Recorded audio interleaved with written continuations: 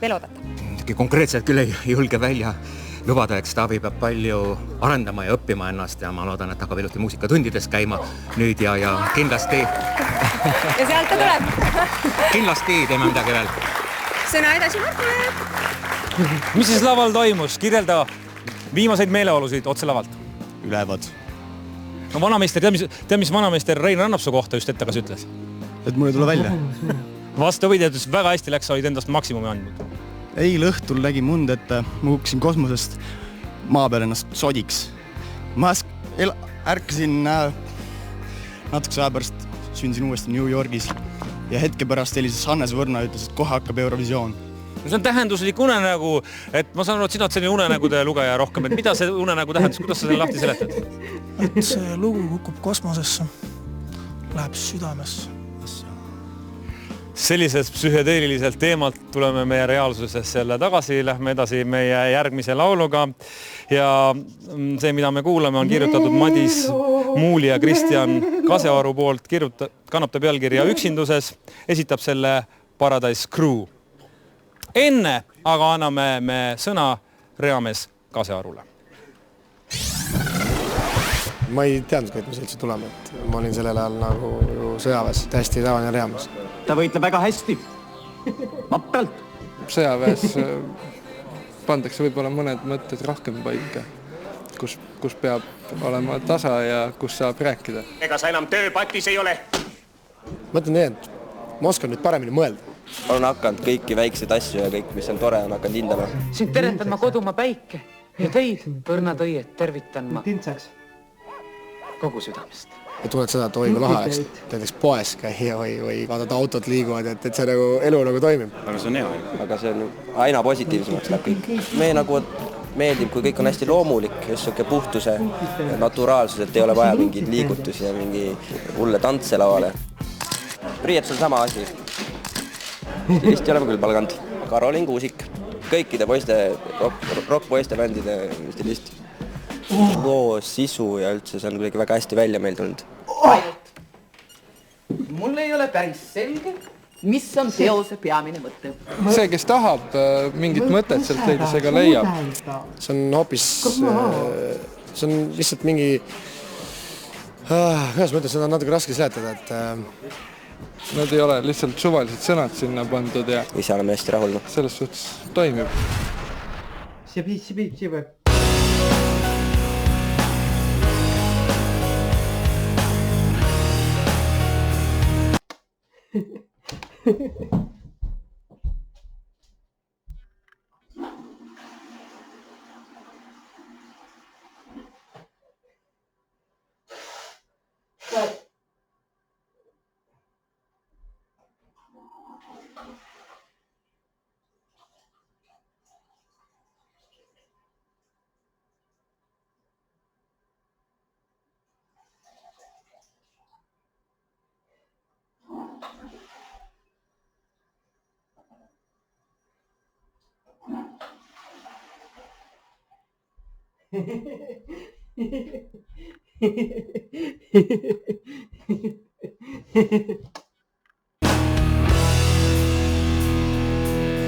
Miks jälle leian end kirjutamas? Võib-olla hing tahab midagi öelda. Pea iga õhtu näin ma valgus kadumas. Mu aken vaatab loojangule silma. Ei, see ei ole armastuslaul, vaid lihtne tunne, mis mõtteid võib muuta. Ta iga ühte millalgi tahaks emmata. Elus tuleb õppida, leppima olema ilma. Võimust võtnud üksindus, see närib minu sees. Olen ise selles süüdi, tagasi ei pööra veel. Ei lange põlvini su ette, ei andestus ma too. Klaasi jääb veel veidi, minevikus pilte loo. Kõiki õnnelikuks sa teha ei saa. Iga ühele pole mõte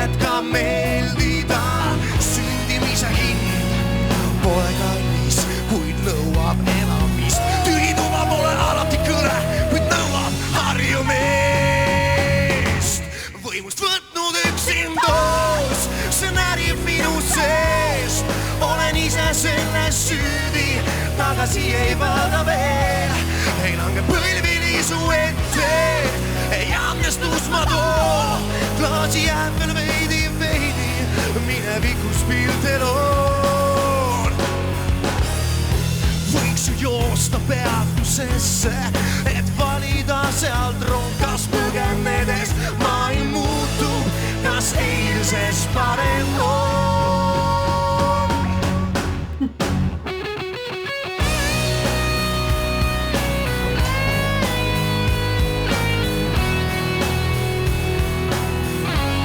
Võimust võtnud üksindas, see närib minu sees. Olen ise selles süüdi, tagasi ei pööra veel.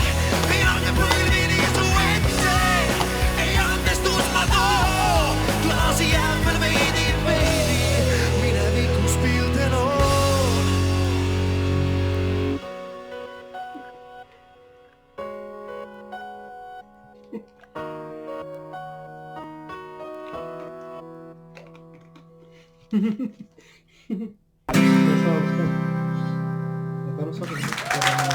No nagu te näete, head televaatajad, on kogu Eurovisiooni lauluvõistluse publik meil siia stuudio ette kutsutud. Ma arvan, et Eurovisiooni jälgib kullipilgul täna siin vähemalt 60 inimest, küll ma silma järgi ütlen. Ma loodan, et televiisorite ees on teid rohkem, aga üks, kes Eurovisioonil alati on kohal, on Mari-Leen. No kuidas sul õnnestus jälle siia tulla või miks sa siin täna jälle oled? Aga miks mitte? Miks sa peaksin kodus istuma, kui ma võin ka siia tulla ja sellele kõigele täitsa laivist kohe kaasa elada? Seda sa võid, oled sa tahtsid sa kellelt ka mikrit alata, et nagu ise võistlust tulle söösta? Ei, muidugi las inimesed, kes on tulnud siia oma asja tegema, teevad oma asja. Me lihtsalt naudime nende esitust ja... No ma saan aru, et sinu esimene plaat on metsiku tiraažiga ammu läbi müüdud, millega sa praegu tegeled, nagu öeldakse, puhkad ja oled ennast kuldse kostüümi ostnud selle raha eest?